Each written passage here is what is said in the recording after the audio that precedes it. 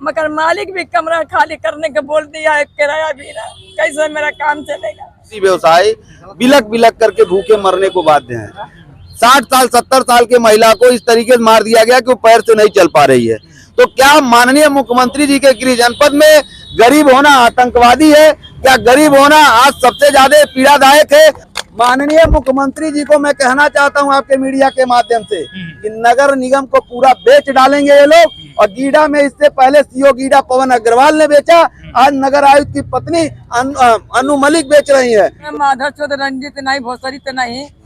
नमस्कार दोस्तों, इस समय हमारी उपस्थिति गोरखपुर में है और आप हमारे पीछे देख पा रहे हैं ये जो है पटरी व्यापारी पार्टी है और गरीब पटरी व्यवसायियों और छोटे व्यापारी दुकानदारों को उजाड़ने के प्रशासनिक कुचक्र के विरुद्ध जो है यहाँ पर जो है भिक्षाटन अभियान चलाया जा रहा है। अब आइए इसके जो कर्ता धर्ता हैं क्या समस्याएं हैं उनसे जो है जानने की कोशिश करते हैं। आप अपने बारे में पहले बताएं। मैं सुधीर कुमार झा, पटरी व्यापारी पार्टी राष्ट्रीय अध्यक्ष।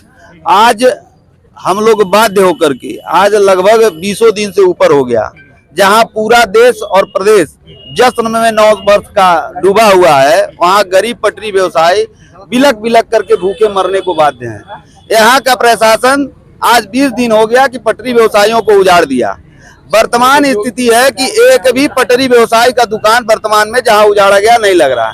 गलती से अगर कोई पटरी वाला दुकान वहां लगा रहा है तो उसके साथ आतंकवादियों के तरह जो है दुर्व्यवहार किया जा रहा है। 60 साल 70 साल के महिला को इस तरीके से मार दिया गया कि वो पैर से नहीं चल पा रही है। वर्तमान स्थिति है कि हर जगह लाठी डंडा से इस तरीके से जो है चौकी इंचार्ज और इस तरीके से सिपाही मार रहे हैं, जैसे लग रहा है ये पटरी व्यवसाय नहीं, ये देश के आतंकवादी हैं।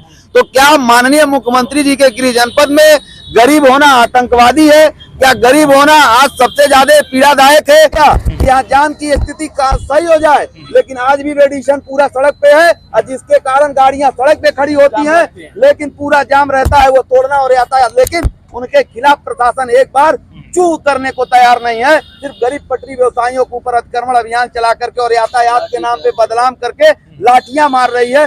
और आज हम लोग 9 वर्ष के दिन आज भीख मांग करके पटरी व्यवसाय जो भूखमरी के कागार पे हैं, जो भूखे मर रहे हैं, उनको सहयोग करेंगे। और निरंतर आज से हमारा अभियान है कि जहां भी पटरी वाले उजड़े हैं हम वहां पर में चल चल करके भिक्षाटन करेंगे। जो पटरी व्यवसाय भूखे मर रहा है उसको सहयोग करेंगे। और हमारा अपील है अन्य संस्थानों से भी, अन्य दलों से भी कि गोरखपुर में पटरी व्यवसायियों का आज यह दुर्व्यवस्था हो चुका है कि पटरी वाले भूखे मर रहे हैं। क्या जब मर जाएंगे तब प्रशासन और शासन के लोग उनको आकर के मुआवजा देने का काम करेंगे? आप समझिए, गरीब पटरी व्यवसाय आज ठंडी का दिन है, आज इतना देखिए नगर आयुक्त आपको तो हमको लगता है दिल नहीं है। मैं पहले भी कहा हूं उनको डबल चश्मा लगा के देखना चाहिए, लेकिन मैं आज एक चीज और कह रहा हूं, उनको डबल चश्मा में भी पावर बढ़ा लेना चाहिए, क्योंकि उनको दिख नहीं रहा है। पटरी व्यवसायियों को अगर समझना है ना तो पहले दिल से समझना पड़ेगा, क्योंकि देखिए पटरी व्यवसायियों का व्यापार बड़ा नाजुक व्यापार होता है। अगर पटरी व्यवसाय का ठेला लगता है तो 2000 रुपए की पूंजी लगा करके काम करने आता है, दिन भर जब मरता है तो 500-1000 रुपए कमा पाता है। लेकिन अगर उसकी दुकान एक दिन नहीं चली तो समझ लीजिए 2000 का माल उसका खराब हो जाएगा, यानी कि फिर उसको 1 हफ्ता कमाना पड़ेगा।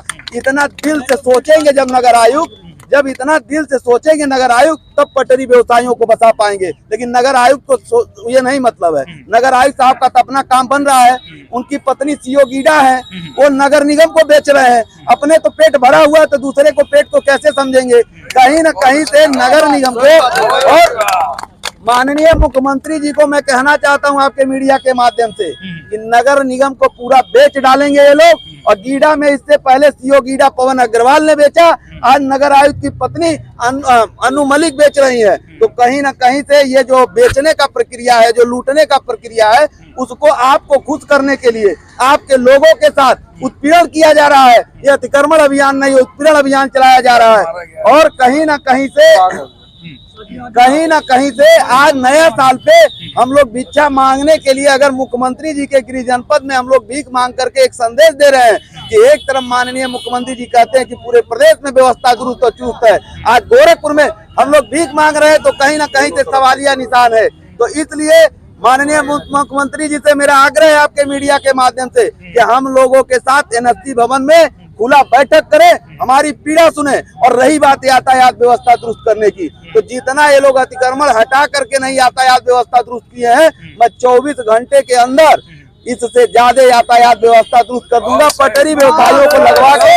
और अगर नहीं कर पाया तो राजनीति छोड़ दूंगा, लेकिन प्रशासन को नियत से, शासन को नियत से मेरे साथ काम करनी पड़ेगी। लेकिन क्या है, ये तो अतिक्रमण अभियान के नाम पे पूंजीपतियों को बचाना है, तो प्रशासन क्यों मेरे साथ बैठेगी? उनको तो रेडिशन ब्लू को बचाना है, उनको तो मोहद्दीपुर में बचाना है, उनको तो एस्प्रा को बचाना है, उनको बलदेव प्लाजा को बचाना है, उनको सिवाय को बचाना है, उनको तो गरीब को उजाड़ करके, गरीबों की खाना पूर्ति दे करके अंदर मलाई काटना है। नगर आयुक्त साहब को एक बात और करना चाहते हैं, नगर आयुक्त साहब, यहाँ पे 2 व्यवस्थाएं चलती है, आप अगर नहीं यहाँ के लोगों तो, लेकिन ईश्वर से डरिए, ये गरीबों की आह है, जिसको भी लगी है वो बर्बाद हो गई है। ये मैं राजनीति नहीं है, मैं दिल की बात कह रहा हूँ। आपकी क्रूरता से आज के डेट में मेरे दिल से खुद आपके लिए एक बात निकल रही है कि आप सुधर जाइए, कम से कम भगवान से डरिए, इन गरीबों के ऊपर इतना अत्याचार करना बंद कर दीजिए। और उन पुलिस वालों से और उन चौकी इंचार्जों से भी आग्रह कर रहा हूँ कि आप भी सुधर जाइए, आप भगवान से डरिए, ये गरीबों के ऊपर लाठी चलाना बंद कर दीजिए। कोई खुशी से नहीं ठेला लगाता है, बड़ा दुखी होता है तब आता है। और हाँ, रही बात, बहुत लोग कहेंगे कि पटरी व्यवसायियों के लिए भिक्षायाटन नहीं है, राजनीति है, तो आप समझिए,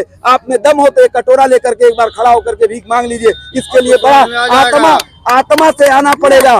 इसलिए आप इस बात को समझिए, आज नया साल हम लोग नहीं, सब लोग जानते हैं कि हर नया साल में मैं बालाजी रहता हूँ, आप अजमेर रहते हैं, लेकिन दोनों लोग हम लोग नहीं गए क्योंकि गरीब पटरी व्यवसायियों की दर्द देखा नहीं गया। मुझे लगा कि आज बालाजी जाकर के भगवान के दर्शन करने से अच्छा है कि गरीबों का सबसे पहले भला किया जाए, क्योंकि मैंने देखा है, पढ़ा है, लिखा है, सुना है कि गरीबों का मदद करना ही सबसे सच्चा भक्ति और सबसे सच्चा धर्म है। और आदरणीय मुख्यमंत्री जी को मैं फिर एक निवेदन कहना चाहता हूँ कि एक रामलला को आपने तिरपाल से हटा दिया और गोरखपुर के जो गरीब पटरी व्यवसायी हैं वो तिरपाल में आने जा रहे हैं। तो आग्रह है आपसे हाथ जोड़ करके कि बचा लीजिए, बचा लीजिए, एक बार खुला बैठक।